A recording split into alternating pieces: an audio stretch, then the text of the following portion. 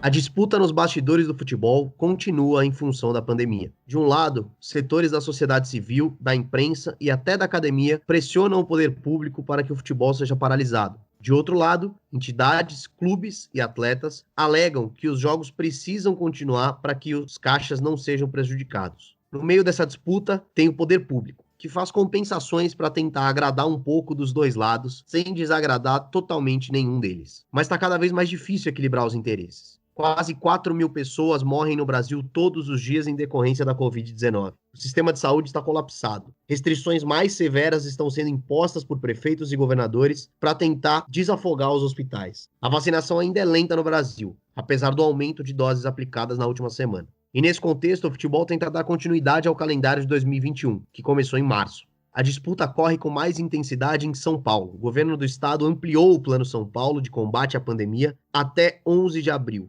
Até lá, estão proibidas atividades esportivas. O primeiro decreto durava 15 dias, de 15 a 30 de março. Falamos sobre ele no nosso episódio 38. Agora, além do novo decreto, foi publicado um estudo conduzido pela USP sobre o contágio da Covid-19 no futebol. E os números mostram que o contágio no futebol de São Paulo é consideravelmente maior que em outros centros. No episódio de hoje, vamos detalhar esse estudo e como ele impacta no debate sobre a continuidade do futebol. A Federação Paulista refuta os resultados, apesar do chefe da comissão médica da entidade, Moisés Correm, ter assinado a pesquisa. Os clubes, com calendário nacional e internacional, têm peregrinado para jogar, mas sem muitas opções. A federação continua tentando alternativas para os principais times do estado. Enquanto isso, os clubes menores ficam desamparados e sem campeonatos. Esse é o episódio 41 do Bola na Agulha, que começa agora.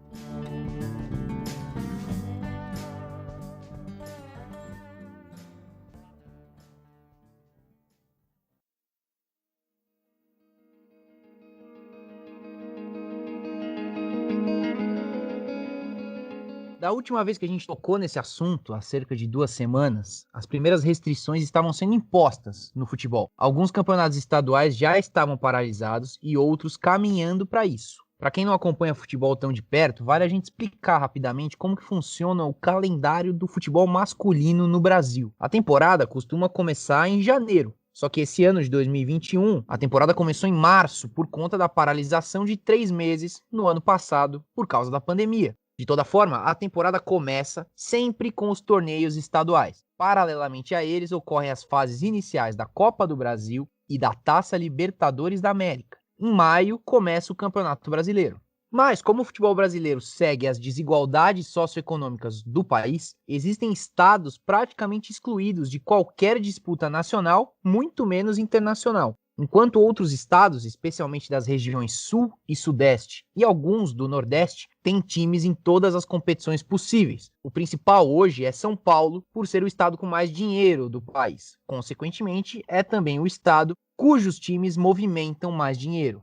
E é justamente no futebol paulista que a discussão está mais latente. A Federação Paulista, responsável por gerir o campeonato local, é expressamente contra para o torneio. Ela segue o entendimento da Confederação Brasileira de Futebol, a CBF, que já anunciou que seus campeonatos, a Copa do Brasil e o Campeonato Brasileiro, não vão parar. Inclusive, a CBF foi bastante direta com os clubes em reunião divulgada pelo jornalista Vene Casagrande do Dia, lá no início de março. Agora, vamos tratar especificamente de como as coisas transcorreram em São Paulo. Quando a gente gravou o episódio 38 sobre futebol e Covid, o governador do estado de São Paulo, João Dória, do PSDB, havia acabado de anunciar o início da fase emergencial no regime de combate à pandemia. Pressionado pelo aumento de número de mortes e a perspectiva de colapso no sistema de saúde, o governo determinou medidas mais restritivas de isolamento social. Dentre essas medidas, a paralisação completa de atividades esportivas amadoras ou profissionais. Naquele momento, na semana do dia 8 ao dia 12 de março, a previsão era de que essa fase emergencial durasse 15 dias e fosse do dia 15 ao dia 30, como a gente falou. E a Federação Paulista já estava se articulando para manter o Paulistão acontecendo. Ao longo de toda a semana, foi realizada uma série de reuniões envolvendo federação, governo do estado e Ministério Público. A intenção dos dirigentes do futebol era convencer o Ministério Público de que fazia sentido manter as partidas acontecendo devido a um suposto sucesso dos protocolos sanitários. Ao mesmo tempo, houve uma articulação envolvendo Federação Paulista e CBF para levar o Paulistão para outros estados. O mais cotado era o Rio de Janeiro, cuja Federação de Futebol até abriu as portas, digamos assim, mas o governo vetou. Também se falou em Minas Gerais e até no Mato Grosso do Sul. Nenhuma das alternativas deu certo e o Campeonato Paulista foi paralisado. 2 partidas chegaram a acontecer, o Palmeiras enfrentou o São Bento, um jogo atrasado da terceira rodada, e o Corinthians enfrentou o Mirassol, no jogo que abriu a 5ª rodada. Essas partidas foram realizadas na cidade de Volta Redonda, no Rio de Janeiro. A Federação Paulista se mantém firme na ideia de que todas as 12 datas restantes vão acontecer. Ainda faltam 8 rodadas da fase inicial, além de quartas de final e semi, ambas com jogo único, e a final que é em 2 jogos. Afirma ainda que a data da finalíssima, 23 de maio, está mantida. Com a extensão da fase emergencial para o dia 11 de abril e as recusas de outros estados, o tempo hábil para a manutenção desse calendário se torna menor. Agora, o plano infalível da federação é a criação de uma bolha do Paulistão, sobre a qual a gente já vai falar daqui a pouco. E no meio de todo esse imbróglio relacionado ao Campeonato Paulista, ocorreram e vão ocorrer partidas de competições nacionais e internacionais envolvendo times de São Paulo.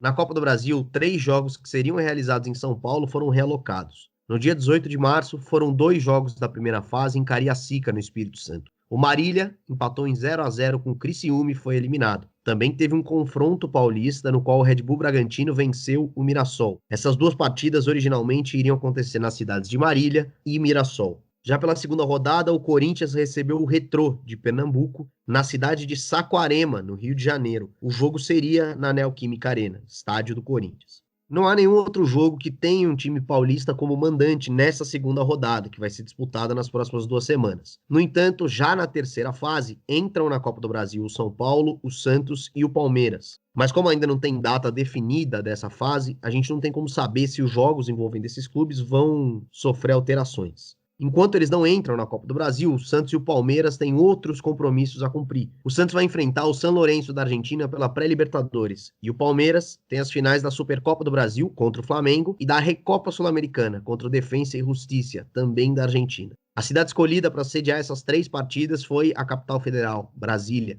O Palmeiras joga lá nos dias 11 e 14 de abril e o Santos no dia 13. Por hora, a situação é essa. Os clubes paulistas viajam ao Brasil e o continente disputando campeonatos e o estadual está paralisado. Enquanto isso, a Federação Paulista faz malabarismos e defende que seus protocolos estão funcionando, a ponto até de rejeitar o estudo encomendado pela própria federação. O governo do estado segue negando a reabertura do futebol, respaldado na orientação dada pelo Ministério Público ainda no início de março.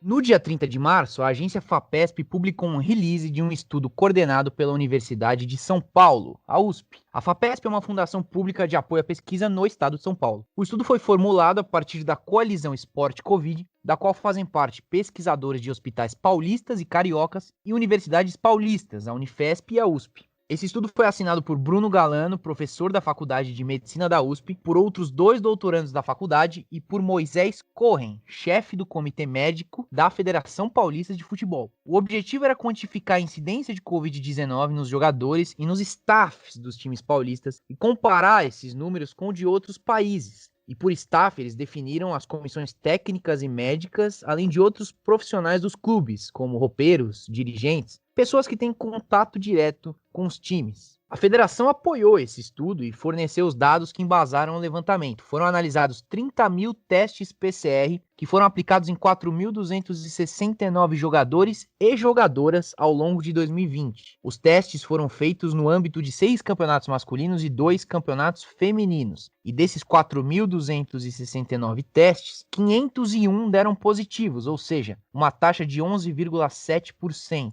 É um número semelhante à taxa dos profissionais de saúde da linha de frente ao combate à Covid-19 infectados nesse mesmo período. Não há prevalência de gênero nos números obtidos. Na testagem dos staffs, de 2.231 testes analisados, 161 deram positivo, é uma taxa de 7,2%. Apesar da maior taxa de infecção entre os atletas, sem dúvida os casos mais graves estão nos membros do staff, geralmente pessoas mais velhas e com condicionamento físico e clínico pior do que a dos jogadores. Os pesquisadores apontam que esses números são referentes apenas aos testes em torneios estaduais de São Paulo, ou seja, testes realizados por um laboratório comissionado pela Federação Paulista. Não entraram nesse estudo os testes realizados pela CBF. Isso torna, segundo o Bruno Galano, os números subestimados. Ainda assim, o artigo aponta uma diferença gritante entre os infectados no futebol de São Paulo e dos outros países. Nas ligas da Dinamarca, da Alemanha e até mesmo do Catar, os números foram bem inferiores, transitando sempre entre 0,5% e 0,6% de infectados. Lembrando que em São Paulo esse número foi de 11,7%. No mínimo, em São Paulo se contamina 3 vezes mais do que nesses outros países, e essa diferença pode chegar até 24 vezes. Tiveram times com 36 casos positivos. 7 times de São Paulo tiveram mais de 20 casos. E outros 19 tiveram entre 10 e 20 casos positivos para a Covid-19. Perguntado pela agência FAPESP sobre esse número tão alto, Moisés Cohen, que é chefe do Comitê Médico da Federação, vale lembrar, afirmou que a grande maioria de infecções aconteceu fora do ambiente das partidas. Aconteceu quando os atletas desrespeitaram os protocolos médicos, por exemplo, se aglomerando nos dias entre as partidas. Cohen reforça que os testes são feitos em intervalos de 2, no máximo 3 dias. Para atletas que não ficam concentrados, os testes são diários. Claro, ele defende o protocolo da federação para a qual ele trabalha. Já o Galano reconhece que durante as partidas o contágio é baixo, mas reforça que o protocolo não é tão eficiente como a Federação Paulista pinta, principalmente para os times pequenos, que têm menos estrutura, têm menos condição de precaver os casos. Ele cita as viagens de ônibus como um exemplo desse risco maior. O professor da USP também lembra que se os clubes brasileiros punissem os atletas que desrespeitam o protocolo, como acontece na Dinamarca e na Alemanha, o número de casos poderia ser menor. Segundo Galano, a alternativa de transportar os jogos do Paulistão para outros estados não faz sentido nenhum do ponto de vista médico. A federação, por sua vez, refuta esse número de 11,7%. Ela alega que para chegar à conclusão que o artigo chegou, precisariam ser analisados os testes de responsabilidade da CBF também. A federação ainda questiona a comparação feita entre jogadores de futebol e outros setores, como os profissionais da linha de frente do combate à Covid. A entidade caracteriza essa comparação como desinformação. E a última notícia envolvendo o Campeonato Paulista vem justamente de encontro à única opção viável, como apontado pelo Bruno Galano. No estudo da USP, o Bruno afirmou que a criação de uma bolha seria a única alternativa possível, dentro de algumas condições, para que o futebol no estado continuasse com o menor risco à saúde. Parecido com o que aconteceu na NBA, na Liga de Basquete Americana, em 2020. A gente falou muito sobre isso lá atrás no episódio 16, que a gente convida vocês todos a ouvir. Mas o importante relembrar aqui é como essa bolha, o isolamento, aconteceu na NBA para viabilizar o encerramento da temporada, que já se aproximava do fim. Foi escolhida a Disney, casa do Mickey Mouse, para sediar o complexo de várias quadras, tanto de jogo quanto de treinamento. Restringiu-se o tamanho das equipes e nem todos os 30 times foram participar do restante do torneio. Alguns times que já estavam eliminados nem foram para a bolha. Lá, os jogadores só jogavam, comiam e dormiam basicamente, indo do ginásio pro hotel direto. O protocolo era muito rígido quanto a testes, isolamento e algumas outras características que dizem respeito à pandemia. Agora a Federação Paulista pensa em algo semelhante para o Campeonato Paulista. Junto com os 16 times da primeira divisão, a federação elaborou uma proposta para apresentar ao Ministério Público, que envolve um sistema de bolha dentro do próprio estado de São Paulo. Outro exemplo citado para embasar a ideia da federação é a Liga dos Campeões da Europa, que em agosto de 2020 aconteceu toda em Lisboa. Mas vale ressaltar também que a Champions League já estava na fase final, por isso apenas 8 times estiveram em Portugal para encerrar esse campeonato. A federação lista como seria essa bolha paulista em muitos tópicos. Entre eles, garante a existência de um local específico para estadia, que poderia ser um hotel, um centro de treinamento ou qualquer lugar que concentre os jogadores de forma segura. Todos que quiserem entrar devem passar por um teste de Covid 24 horas antes. Dentro dessa bolha, todo mundo é testado regularmente e, em caso de resultado positivo, o infectado é afastado imediatamente do convívio dos demais. A federação bate na tecla do endurecimento das medidas para ficar de acordo com o Plano São Paulo e com as políticas nacionais de combate ao coronavírus. Entre outras restrições na bolha, foram adicionados detalhes relacionados à limpeza, cozinha e até entrega de embalagens, se alguém quiser pedir uma comida por delivery, por exemplo. Tudo bastante rigoroso.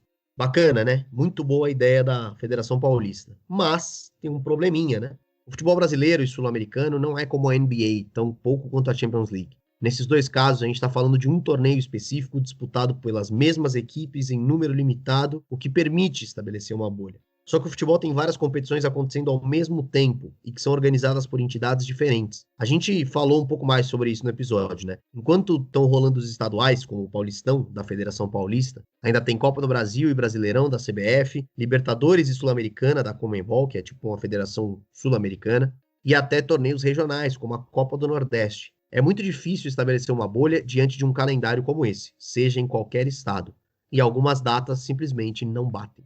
Pois é, a Libertadores da América, por exemplo, ela está programada para começar no dia 20 de abril. O sorteio dos grupos da Libertadores vai acontecer agora no dia 9 de abril. Por enquanto, ainda tem 2 datas da fase preliminar para decidir os últimos classificados para essa fase de grupos. Então, vamos levar em conta que o Palmeiras e o São Paulo já estão classificados para a fase de grupos da Libertadores. O Santos está nessa fase pré e também pode entrar. Em abril, esses 3 times podem jogar pela competição continental, o que vai exigir viagens internacionais, inclusive. Ao mesmo tempo, eles também vão estar envolvidos no Campeonato Paulista. E a FPF também já bateu o pé, dizendo que o torneio tem que acabar até 23 de maio, já que o Brasileirão começa no dia 30 de maio, como a gente já falou. Ou seja, como é que vai acontecer uma bolha no estado se Palmeiras, São Paulo e talvez o Santos vão ter jogos da Libertadores no mesmo período? Não tem nem como a gente discutir isso, já que são entidades completamente diferentes que organizam esses torneios, vale reforçar de novo. Já o Corinthians, outro grande clube do estado de São Paulo, não tem Libertadores para jogar, mas está nas fases iniciais da Copa do Brasil, torneio da CBF. De repente, a equipe do Corinthians vai precisar viajar de novo pelo torneio, abandonando essa bolha da Federação Paulista de Futebol. Então, como é que vai ser possível manter esse protocolo? Como que ele vai ficar intacto? Vai ser possível fazer isso só com os tópicos listados pela federação até agora, relacionados à limpeza, à entrega de embalagens e tudo mais? Essas são perguntas não respondidas, mas que nos mostram como que a FPF está desesperada para retomar o seu campeonato estadual, ou paulistão. Não importa que custo, ela quer ver a bola rolando, mesmo que o seu argumento e a sua comparação com outras ligas não seja lógica.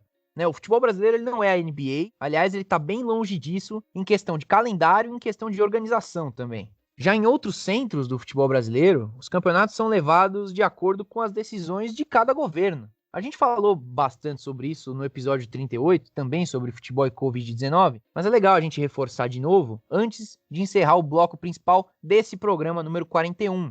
É claro que o assunto principal do programa de hoje foi o Campeonato Paulista, por conta do estudo da USP, que é o nosso objeto principal de análise. Enquanto a FPF tenta articular de toda maneira para ver a bola rolar novamente, outros estados seguem com suas competições normalmente. E muitas dessas cidades estão em situação tão ruim quanto São Paulo, com relação à contenção do coronavírus, mas que mesmo assim optaram por manter o futebol acontecendo. Um desses casos é o Rio Grande do Sul.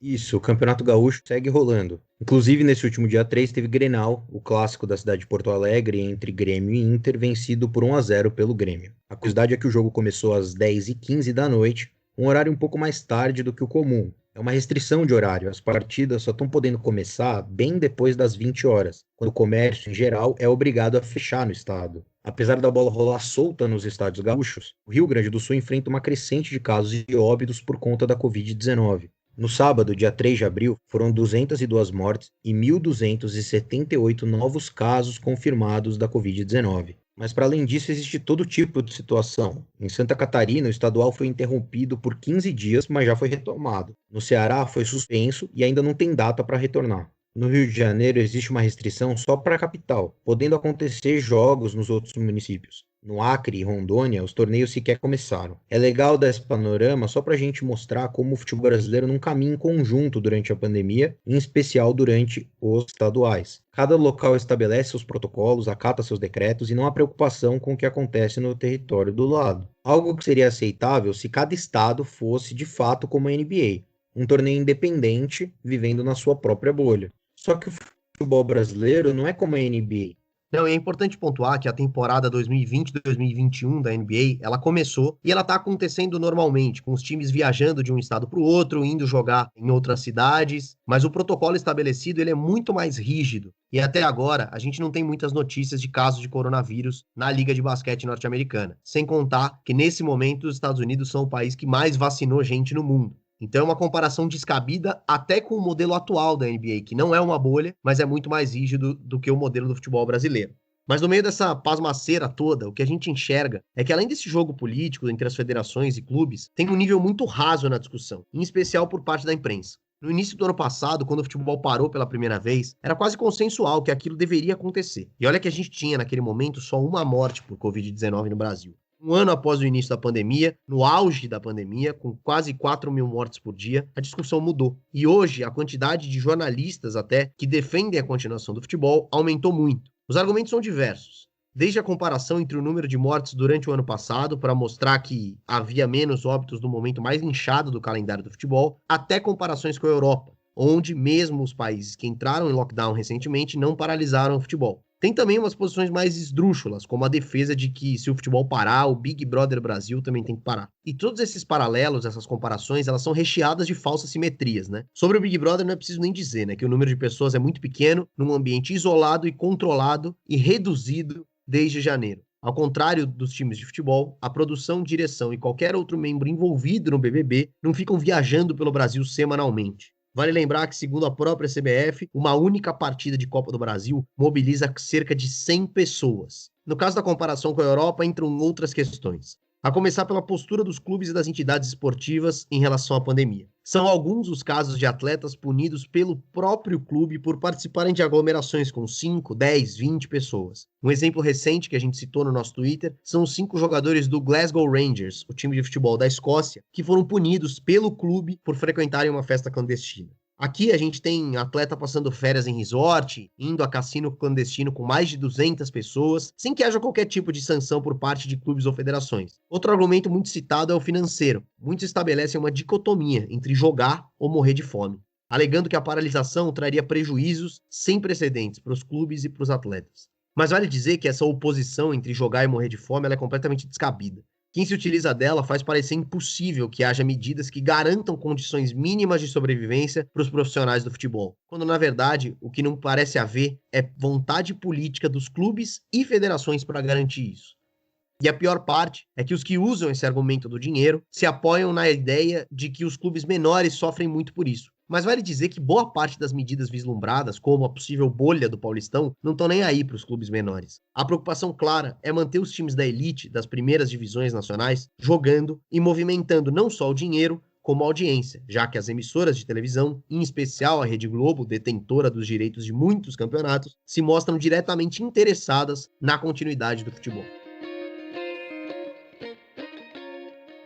A gente chega agora ao bloco das redes sociais, em que a gente traz o que ficou em alta sobre o esporte nas redes, em especial no Twitter, na última semana, né? Desde que a gente fez o episódio anterior. Para você que está escutando Bola na Agulha até agora, fica uma curiosidade, né? Eu, o Gabriel e o Guilherme estamos gravando esse episódio de número 41 no domingo de Páscoa. Não é o que a gente costuma fazer, a gente costuma gravar antes. Mas nessa semana, por motivos graves e constrangedores para alguns dos membros, que a gente prefere não revelar, a gente está gravando no domingo de Páscoa, dia 4 de abril, e calhou que o assunto do bloco do Twitter que a gente escolheu surgiu justamente nesse domingo, horas antes da gente entrar em gravação. Foi um jogo válido pelo Campeonato Espanhol, La Liga, né, como é conhecido e que o Gabriel gosta bastante. O jogo entre Valência e Cádiz ficou marcado por um episódio lamentável de racismo. O zagueiro francês do Valência, Mukhtar Diakaby, ele ficou transtornado com uma injúria do Juan Cala, jogador do Cádiz, durante o jogo. O Diakaby se recusou a continuar em campo e foi direto para os vestiários. Todo o time do Valência acompanhou o zagueiro e a partida ficou paralisada por quase 15 minutos. E quem estava de olho nesse jogo na hora que aconteceu é o Gabriel, um fã do futebol espanhol. E nada mais justo do que passar a palavra para ele contar um pouco mais dessa história aí. Então, a reação do time do Valência em sair de campo é um negócio histórico na La Liga. Logo quando aconteceu a discussão entre o Diacaby e o Cala, em que o Cala foi racista com o Diacaby, o próprio perfil do Valência no Twitter prestou solidariedade ao atleta. As maiores buscas no Twitter foram Cádiz, Valência, Juan Cala racista e Juan Cala racismo. Quando o Valência voltou para o campo, depois dos quase 15 minutos de paralisação do jogo, muitos internautas até ensaiaram uma crítica ao time, alegando que não deveria mais ter jogo. Mas o próprio perfil do Valência, minutos depois, reforçou que foi um pedido do próprio Diacaby para que o jogo continuasse. Ainda assim, foi no mínimo simbólico que o Diacaby, vítima de racismo, tenha saído de campo e sido substituído, enquanto o agressor, Juan Cala, voltou para o jogo com o Cádiz. Ele acabou saindo no intervalo, mas mesmo assim ele voltou para o jogo e jogou ainda o final do primeiro tempo. Ainda assim, o termo Cala ficou entre os mais comentados desde o acontecimento até agora, a hora que a gente está gravando o programa, e isso ainda pode reverberar para os próximos dias. Praticamente todas as postagens sobre o assunto defendiam ou se solidarizavam com o Diacaby. A gente teve alguns meses atrás um episódio parecido na Champions League, né? Não foi no Campeonato Espanhol, mas um jogo entre PSG e o Istambul da Turquia. O time do PSG também... Na verdade, os dois times se retiraram de campo após um episódio semelhante que envolvia o quarto árbitro ainda. Foi o quarto árbitro que foi acusado de proferir uma injúria contra um membro da comissão técnica, né, do Istambul. E aconteceu lá, a gente falou disso no nosso Twitter, a gente repercutiu o caso na época, falou aqui no nosso bloco do Twitter no episódio, e agora volta a falar disso novamente, dessa vez no futebol espanhol.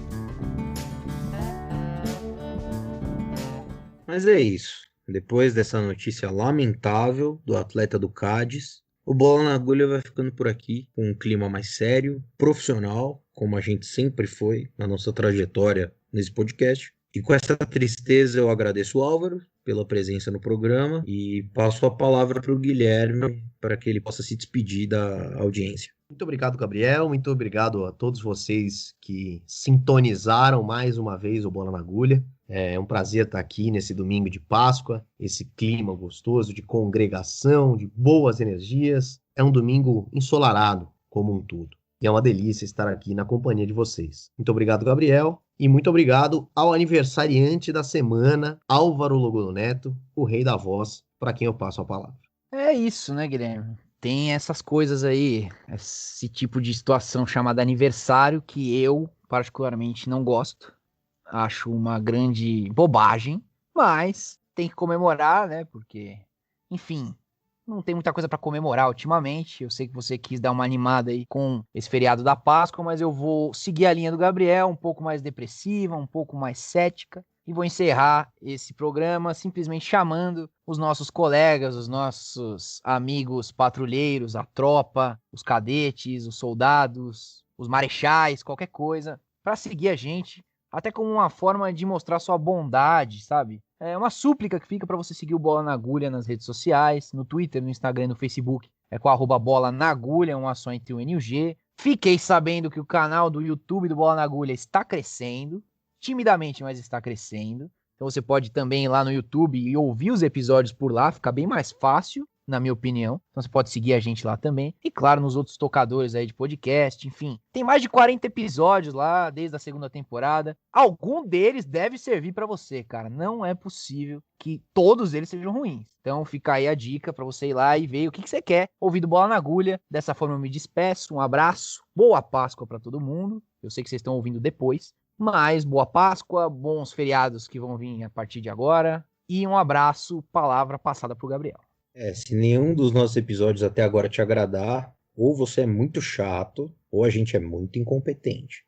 De qualquer forma, tem alguém aí fazendo a fofoca do bem, espalhando a palavra do Bola na Agulha, porque o nosso YouTube está crescendo, como o Álvaro disse. Mas se você quer fazer parte realmente do crescimento desse projeto, que é o Bola na Agulha, você pode acessar a nossa campanha de financiamento coletivo no PicPay. Procura lá, @bola na agulha, que nem você procura na rede social. Você vai encontrar o nosso perfil com planos de assinatura. São planos mensais que você contribui para o programa todo o valor arrecadado ali, são vários valores possíveis, desde valores modestos, R$ 5, até valores mais encorpados, caso você seja rico e esteja com dinheiro sobrando. E aí você contribui mensalmente para o Bola na Agulha, todo o dinheiro arrecadado ali será revertido para o podcast, nada para o nosso bolso ou o bolso da produção do programa. Um forte abraço.